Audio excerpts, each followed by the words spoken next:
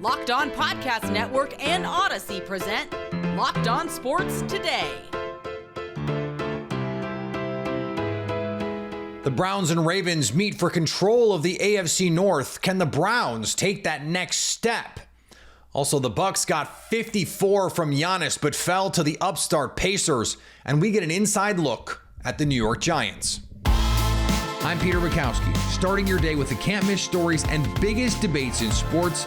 You're Locked On Sports Today. Searching all major sports. Found. Let's start with the biggest story. Today's episode is brought to you by Jase Medical. Empower yourself when you purchase a Jase case, providing you with a personal supply of 5 antibiotics that treat over 50 infections. Get yours at jasemedical.com. That's JASE medical.com. It's the new Cleveland Browns against the old Cleveland Browns. The 7-2 Baltimore Ravens against the 5-3 Cleveland Browns in an AFC North grudge match. The Browns, one of the surprise teams of this season, or at least as good as they've been. Jeff Lloyd from Locked On Browns joins me now. And Jeff, this defense in particular has made a remarkable transformation. One of the best defenses we've seen in the NFL by some metrics, first downs and others. The Ravens, no slouches either defensively, but what has been the biggest difference for Cleveland this season that has allowed this to be as sustainable as it's been? Well, the irony of all this, Peter, is everybody wants to complain about the Deshaun Watson trade and, oh, you gave up this, you gave up that. And it's not stopped Andrew Berry from doing a darned thing to this point. You talk about the fact you finally brought in defensive tackles, and I've been screaming since day one on this gig about the lack of defensive tackle play. Jordan Elliott here in year 4, they always spoke well about him. You're actually starting to see some of it now when he's actually contributing. But Dalvin Tomlinson, of course, Shelby Harris with his first big impact last week. Maurice Hurst. It's one of the most untalked about signings of all of free agency. The Browns, it was basically, just scratch off. Here's a guy with a ton of history contributing mightily. All the work they did on the defensive end, everybody was excited about Ogbonnaya Okoronkwo. Then the Browns go through the draft process. They had Alex Wright still in fold. They draft Isaiah McGuire. And then they get to the end of the draft and say, you know what, maybe we're not done yet. And you bring in a player the caliber of Zadarius Smith, who had his biggest impact last year as well. It's the point now where the defensive line is, in the past, you couldn't come off the field. Like, they didn't want you to come off the field because there was no suitable guys to put out there. Now Miles gets the proper rest he needs. And, and Myles Garrett, you see by the fourth quarter, it was hands on hip. And, anything you got from at that point, man, you were thrilled with. But it's the constant rotation. They can go NASCAR. They can play as many defensive ends as they want to. They can play big if they want to. Maurice Hurst, for a guy that nobody really talked about as far as the signing, he is usually in on nickel and dimes. He is the one defensive tackle they keep on the field. Then you talk about the added play in the secondary. Juan Thornhill and everybody, well, I don't know what we're getting from Juan Thornhill. He's a true over-the-top safety. You listen to Martin Emerson talk. You listen to Denzel Ward talk. They credit the defensive line tenfold because they're like, we got to cover for 2.5 to 3 seconds. And then either the ball's out or the play's over. So you don't really need the, on-the-roof safety when the quarterback only has 2.5 or 3 seconds to throw because he's not going to truly make an impact. Juan Thornhill will make an impact down the line. Whatever rotation they work at the linebacker play, sometimes it's an Anthony Walker week. Sione Takitaki, as each week goes on, he gets more and more confident with the ACL. JOK leads linebackers in the NFL with 14 tackles for either no gain or a loss. And he's actually been losing a little bit of reps here over the last couple of weeks because Anthony Walker and Sione Takitaki are getting healthier and contributing more. The defense, there's just so many playable players now. Where in years past it was, cornerback 6 is now a starter. Tavier Thomas, who actually plays well now for the Houston Texans, he was one of the Browns' top cornerbacks a few years ago. He couldn't sniff this team. He wouldn't be a practice squad player on this team. They have done a remarkable job. Granted, you bring in Jim Schwartz. You knew what the deal was. Jim wasn't coming in and saying, look, I'm not coming in and making chicken you-know-what out of chicken you-know-what. I need some guy. Made it all work for him and brought in a ton of talent for him. But the fact, and I think it's almost 58% of the drives the Browns are on the field defensively, ended a 3-and-out. We're talking 8 games now, Peter. That is an astronomical number. And this just wasn't inflated by Arizona last week. This has been the case against all the teams, and even San Francisco before the Browns maybe exposed a weakness or two within the 49ers. This team defensively, and it's going to be weird to see how it goes because all of it now is obviously on the offense. You've got to be able to contribute 20-plus points per week. Look, there's going to be weeks the defense will bail you out, and you don't have to get to that number. But that's got to be your goal. The kicker situation's figured out. You got a great punter. And for everybody, oh, well, they're injured, they're dinged up. Look, has he been elite yet for the Browns? No. But there's weeks where he's got to be the difference. And a week like this on the road in Baltimore, he's got to go throw for throw with Lamar Jackson. He's got to be able to go near 300 yards, no turnovers, make sure his offense scores 3 to 4 touchdowns. But you've got this defense, and the thing is when you can hold the opposing offenses into strictly obvious passing situations, it's over with. Stay up to date all year on the Cleveland Browns by subscribing to Locked On Sports today and Locked On Browns on your favorite podcast app and on YouTube. Thanks for making Locked On Sports today your first listen. Coming up, the Bucks have started the season well, but not great. Giannis was great on Thursday, but it wasn't enough against the Pacers. Before we get to that, Thursday Night Football happened. We spend a lot of time together, you and I. We get fired up together on wins and losses, who starts and who sits. I'm thankful for that connection that we have. And today I want to chat about something a little more personal. Whether you're on extended travel, bracing for a major weather event, or limited by yet another supply shortage, you are covered. Thanks to our partners at Jase Medical. Life-saving antibiotics and a long list of daily medications can be ordered in a 1-year supply. Take control of your health. Even ED generics for Cialis and Viagra are available. Go online right now at jasemedical.com to receive your 12-month supply of your daily medications. Remember to use the promo code LOCKEDON at checkout for a discount as well. A verified customer had this to say about Jase. I'm thankful for this service. Supply chain issues caused me to cut pills in half. I ordered most of my daily meds for this year's supply. I ordered an antibiotics kit. I feel secure now.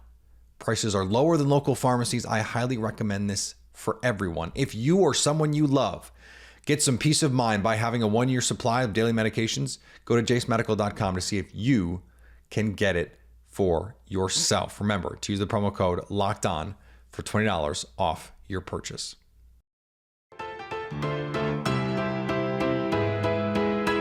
The Bears and Panthers got together for a titanic struggle of a football game. And by that, I mean both teams struggled titanically. It was an ugly Thursday night football game, but the Chicago Bears held on to beat the Carolina Panthers thanks to a really strong performance from their defense. I'm Lauren Cox, host of the Locked On Bears podcast, and the Bears defense did not allow a touchdown all game. The only touchdown for the Carolina Panthers, a punt return by former Chicago Bear Ihmir Smith-Marsette. But they got good pressure on Bryce Young. They sacked him 3 times in the game. They held down Adam Thielen for the most part, shut down the running game, and made Bryce Young have to beat him. And the checkdown offense of the Panthers was not enough. Certainly some concerning moments from Tyson Bagent, but he did what he had to do. He took care of the football, didn't turn it over, took what the defense gave him, and that was enough in this game where it was a lot of field goals and a lot of punts. And it wasn't a lot of fun for all of us watching, but the Bears will take the win and an improvement for their other draft pick in the form of a loss for the Carolina Panthers. We'll break down this Bears victory and a lot more on the Locked On Bears podcast on YouTube or wherever you listen to podcasts. Justin Jefferson and the Vikings agree. The superstar receiver will not play until his hamstring is 100%. Jefferson's 21-day window opened this week, but that does not mean he will play this Sunday or even next week. Jefferson said on Thursday the hamstring is a difficult injury because it lingers and it comes back from time to time if you don't put the right treatment into it. Vikings coach Kevin O'Connell has expressed similar sentiments throughout the initial stages of Jefferson's recovery, during which the team has won 4 straight to pull into the NFC playoff race. O'Connell said this week that it would be a little aggressive to plan on Jefferson returning for Sunday's game against the Saints. Iowa star Katelyn Clark just picking up where she left off last season, dropping 44 on number 8 Virginia Tech in an 80-76 win in the Ally tip-off. It was not her typical shooting efficiency night as Clark shot 5 for 16 from deep and 13 for 31 overall. But with less than 3 minutes to go, Clark was the only Iowa player to score and her free throw with 5 seconds left iced the game for the number 3 Hawkeyes. And over on the ice, the Red Wings hosted the Canadiens. Not an inspiring performance yet again by the Detroit Red Wings as they fall 3-2 in overtime to the Montreal Canadiens. They pick up a point, but I honestly couldn't care less about that loser point because I thought the team played like hot garbage again. And yeah, here I come coming in incendiary in this one because I'm very frustrated. You know, we talked a lot and we keep bringing it up, but we knew when they were playing really, really well to start the season on that 5-game win streak that it was going to end and that they were going to regress. And we knew the underlying numbers didn't look good. But we were saying like, well, when they regress, they should regress to still a competitive team. Well, in the last 8 games, they've won 2, one of which was in overtime. And I think 2 of those losses came in overtime as well. But still, I mean, what seg put them at 2-4-2 in the last 8, if my math works out there? I mean, like, that's not a great stretch of hockey by them. And in that entire span, like, it feels like it's slowly been declining in performance as well. The Indiana Pacers have been a nightmare to play this season, playing at a murderous pace, feverishly getting up and down the court, and on a historic offensive rating pace so far this season. The Bucks down 18 in the first quarter of the standalone primetime matchup, but Giannis Antetokounmpo comes back. He puts up 54 in this one.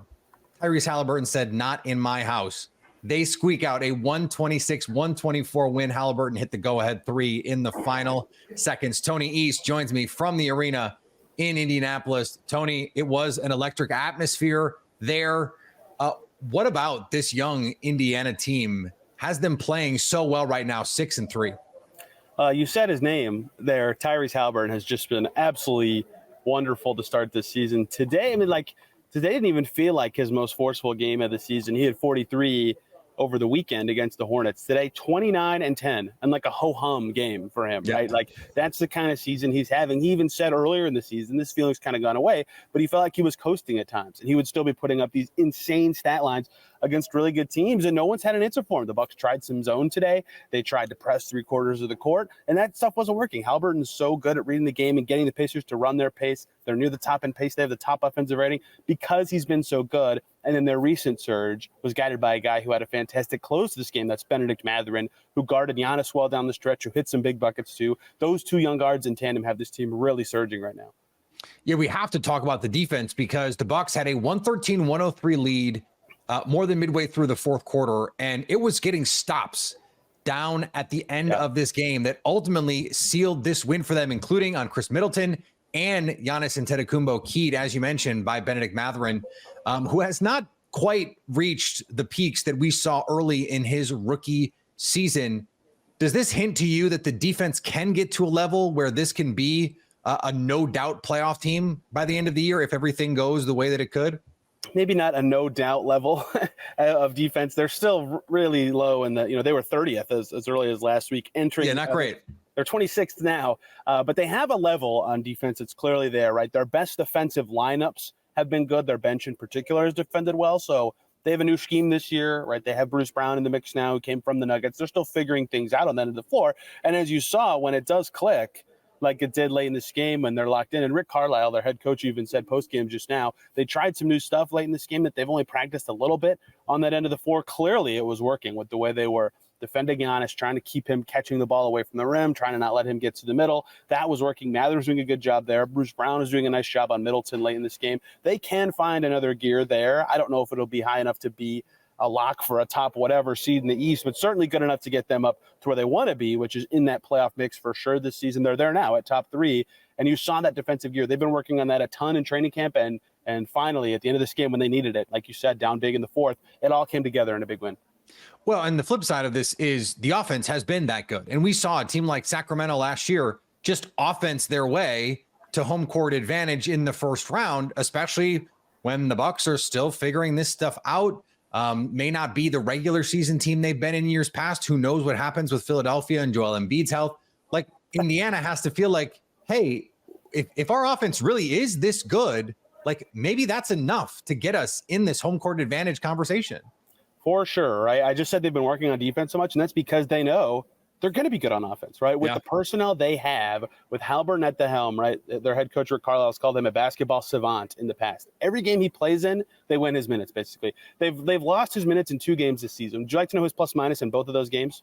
Yes. -1, exactly -1, right? So that's as bad as it gets, right? Every time he's on the floor, he was plus 14 tonight in a big win. They just do well because he can score or he can set others up to score. And he's such a threat that he draws so much defensive attention. The Jazz earlier this week, who were in Indy, were sending 2 to him. They were switching everything. And so he just ho-hum distributed 14 assists. Pacers win easily, right? Like their offense is just unbelievable. And now this year what's happened is a lot of their young guys have developed more on that end from last year. Miles Turner's had a bunch of 20-point games. Aaron Nesmith's had multiple 20-point games. Matherin's now had 2 in a row. Bruce Brown is giving them something on that end. Andrew Nembhard is improving. Like I could go down the line. Jalen Smith leads the league in 3-point percentage right now, right? So everybody has found the role that makes sense for them, and Halliburton ties a lot of it together. But in general, like with this level of offense, they're just so hard to stop. And I don't know if it'll finish exactly like the Kings did last year. But as it stands, as I'm talking to you, this game is now in the NBA.com system. They are 3 points ahead of the second-place Nuggets in offensive rating. They cannot be stopped right now. Stay up to date on the Indiana Pacers by subscribing to Locked On Sports today and Locked On Pacers on your favorite podcast app and on YouTube. Coming up, it's not been a banner year for the Giants, but what ails them most? Score early this NFL season with FanDuel, America's #1 sportsbook. Right now, new customers get $150 back in bonus bets with any winning $5 moneyline bet. That's $150 if your team wins. You've been thinking about joining FanDuel? There's no better time to get in on the action. The app is super easy to use. There's a wide range of betting options, including spreads, player props, over-unders, and more. Sunday brings the return of Kyler Murray for the Cardinals, but that hasn't changed their expectations against the Falcons. FanDuel has Arizona as 1.5-point home dogs. I have the Cardinals already. You can also combine bets for a bigger payout. Same game parlays are a great way to enjoy watching sports. So visit FanDuel.com/lockedon and do the NFL season right. FanDuel, official partner of the NFL. The New York Giants have had a rough season. Without Daniel Jones, the rest of the year looks bleak. Locked On Giants host Patricia Traina was joined by the trainer of Tommy DeVito, who will step into the starting lineup this weekend, on the most recent episode of Locked On Giants. They discuss New York's new signal caller. Joining me now on the podcast is Tony Rasiopi. He is a trainer with Test Football Academy in Martinsville, New Jersey. He is also the man who's been making a lot of NFL quarterbacks. You know, his training has helped a lot of NFL quarterbacks. He has an impressive roster of candidates. And one of the candidates that he has on his roster is Tommy DeVito. So first off, Tony, let's talk about Tommy DeVito. Let's start off with an overall scouting report, what he does well, what he doesn't yet do well, and, you know, in between. Yeah. So I've known Tommy for a while. He's a Jersey kid. Never worked with him in high school or college. Talked to him a bunch this senior year. Played at University of Illinois, broke the school record for completion percentage in a season, right around 70%, I think. If I could break his game down, I think he's a very accurate passer, especially, you know, anything under 22 yards. I mean, that's where he'll make his game, and I think the Giants do a ton of that. So it was kind of a good fit for him coming out of the draft for what they do offensively. I think he's a better athlete than people think. He ran the 4.5s at his pro day, and I think people have seen that a little bit in the preseason games, and obviously last week when he did plays, he's able to, you know, if things break down, he could extend plays with his legs, whether it's, you know, picking up first downs or obviously he scored in the Giants game. You know, so in the red zone, he's a threat, you know, in the zone read game and the short yardage game. And I think he's fearless, and I think that's going to be a big piece of this, you know, moving forward, you know, as a backup guy. And you got to remember, he was really the third string guy because Tyrod was the backup. So, you know, when you get out of camp, you know, you go from not really many reps to no reps, you know, so you're kind of fighting that period of time, you know. So, you know, obviously they have a really good coaching staff, and I know most of their coaches on the staff, and they're going to get him prepared. And I think he's going to go out there, and I think he's going to see the coverage. I think he's going to be accurate with the football, and if things break down, extend plays with his feet and make good decisions. And finally, Iowa has become such a low-scoring football team that FanDuel has had to go to historic levels for their point total. Iowa faces Rutgers and has a total of 28.5. 28.5. According to ESPN Stats and Info, this is the first college football game with a total under 30 since at least the year 2000. Bettors took the opening line of 30 down to where it is now because of Iowa's inability to score and propensity for living their opponent's scoring. Iowa has the 122nd ranked scoring offense this season. There's only 133 teams. They're 122nd. They scored less than 19 points a game. But they've got the 4th ranked defense, surrendering just over 13 points per game. 7 of their 9 games have already gone under the total this season. This is one of those rare times where betting the under, considering we have a historic under, is actually going to be really fun. And I kind of want to do it now. Thanks for making Locked On Sports today your first listen. Now go find your favorite team's Locked On podcast and make them your second listen. Coming up on the next Locked On Sports Today, will all 4 AFC teams remain in a playoff spot after Week 10? Probably not. So at least until tomorrow, stay Locked On Sports Today. Locked On Podcast Network and Odyssey present Locked On Sports Today.